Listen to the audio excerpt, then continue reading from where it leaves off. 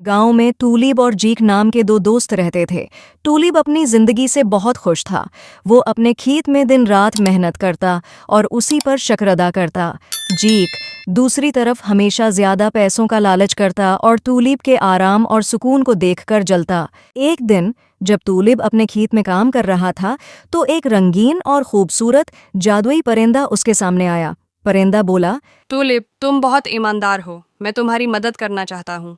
हर दिन तुम्हारी फसल में से एक सोने का दाना निकलेगा, लेकिन एक शर्त है, तुम सिर्फ एक दाना हर दिन लोगे, ज्यादा नहीं। टूलिप ने ये बात मान ली और हर दिन उसे एक सोने का दाना मिलने लगा।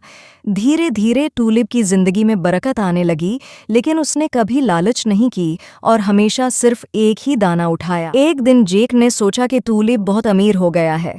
इसकी फसलें भरपूर हैं, उसके पास पैसे हैं और इसकी जिंदगी खुशहाल है। टूलिप, ये सब तुमने कैसे किया? तुम इतने अमीर कैसे बन गए? मैं तुम्हें बताऊंगा, लेकिन तुमने मेरी शर्त माननी होगी। तुमने लालच नहीं करनी।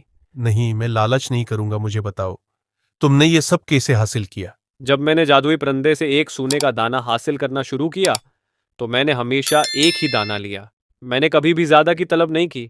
लेकिन मैं भी तो इसी परिंदे के पास जाकर सोने के दाने हासिल करना चाहता हूँ। याद रखना, परिंदे ने मुझे भी यही शर्त दी थी कि हर दिन सिर्फ एक दाना लूं। अगर तुमने ज्यादा लेने की कोशिश की तो नुकसान उठाओगे। जीक ने फौरन फैसला किया कि वो भी उस परिंदे से सोना हासिल करेगा, लेकिन उसका इरादा टूलिप से ज्यादा सोना लेने का था।